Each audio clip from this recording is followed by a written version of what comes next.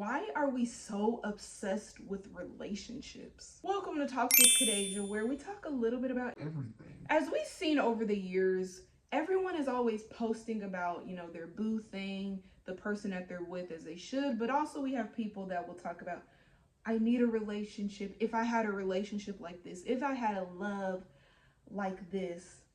And those are not bad things, but it starts to make me wonder, why do we get so obsessed over the idea of somebody? Why do we get so crazy over a specific person? The bigger question is, we obsess over these things, but why can't half of us keep a relationship, or why half of us aren't even in a relationship? Times just have changed. In the 1950s, and kind of in that era, at least when I would talk with my grandma and my elders, the man would have to ask the father for her hand in marriage or to go on a date. And also cultures still do that till this day, but it was definitely more of a respectful honor to be in a relationship with each other. Now times have changed. Now we do online dating. Now hookup culture's a very bigger thing. It probably was always a thing, but now it's more emphasized now. And thirdly, probably half of our parents and family don't even know that we're in a relationship, or none of us, or half of us have never been in a relationship. I took a little bit of Therapy Tips, a website, helping people that obsess over this, and kind of some of their ideas. The first couple things they pinpoint was idealization of somebody, the reassurance, and to feel safe and not be abandoned. Well, whatever. That word makes a lot of sense. Because I think especially social media plays a role in this, because we always are seeing other people in different relationships, in different, situations, and we always idealize like what that is supposed to be in a relationship. So I think we obsess over it because it looks so good on social media.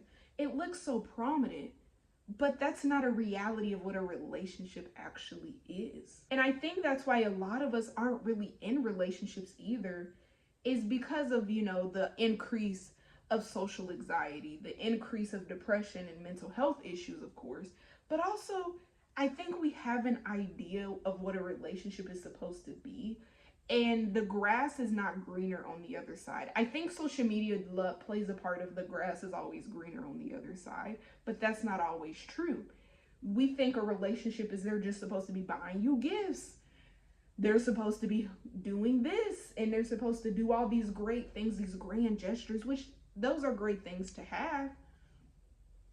But I realize we don't talk about the parts where you don't love the person at first. We don't talk about the boring parts of the relationship. We don't talk about the places after the honeymoon phase. We don't talk about the times where you've almost given up on your relationship. We don't talk about the communication. We don't talk about the moments where you guys argue, like, what do? We don't talk about those moments. We only talk about the good parts of it. And I think that's what steers people from staying with somebody, because they always think it's supposed to be bright and good all the time. Another one is the reassurance and not feeling safe. A lot of us grew up not feeling valued and not feeling the best in our childhood, and a lot of it stems from childhood or past experiences. And I think a lot of us, we don't love ourselves, or we're not comfortable with ourselves. And sometimes we obsess over relationships because we feel like we need that reassurance to feel better about ourselves. A lot of reasons why a lot of people crave relationships is technically to feel better for themselves. Most people don't even really desire a relationship the way that they think.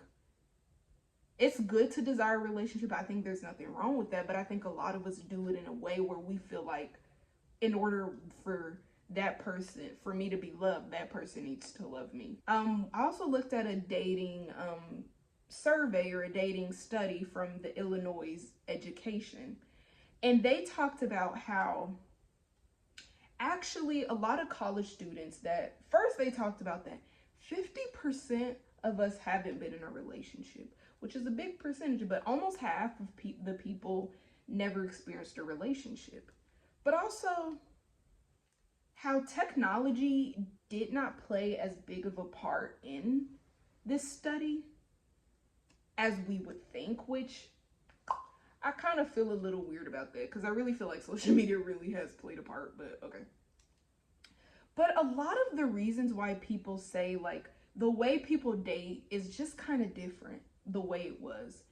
I think a lot of the students talked about, college students were talking about, it's about finding more options, being more opening and broadening our horizons. So basically different ways to date, and kind of like broadening their horizons of different options of why maybe relationships don't last as long, or why like people kind of obsess over it. Because I feel like it always go from the grass is greener on the other side. Kind of with hookup culture. Hookup culture is a very casual physical thing, but it's not really that deeper level.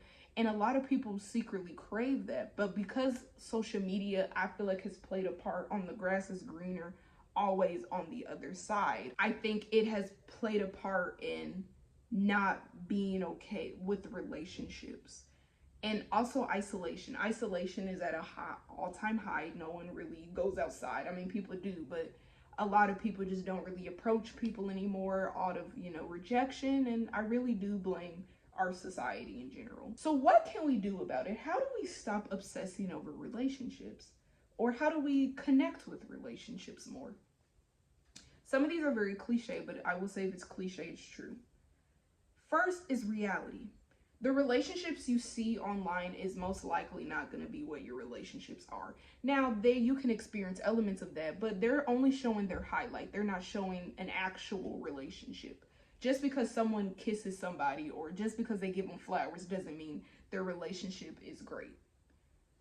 Limit social media. Social media plays a part. Limit those relationship accounts. If you feel triggered, the good thing about social media, there is a block and delete. Delete, block, hide, whatever you need to do. Seek support from others. A lot of the reason is because we typically, I did see this in a study, I just remember it a long time ago, is that people that have a better support system are more likely to be happier. So seek others. And if you don't have anybody, there's always ways. You can go to events, you can do Bumble friends, you can find online friends, something to help do that. Be in the present moment. A lot of it is because of the future. You think about the future too much, or even the past. This is the moment that only exists. The future doesn't exist, in the past it doesn't exist. Just be okay with the normal. A lot of these relationships are bullshit, 100%. Some of these relationships, they are literally in the worst relationship they ever had. You don't know that, but they are. But that's my little spiel about why we're obsessed with the relationships. I do have an Instagram page with Talks with Kadaisha if you want to follow that for more. And also I have a Create with Kadaisha page if you want to book a photo, video, creative directions, DM me. And yeah, that's all I got for you today. And goodbye. See you next time.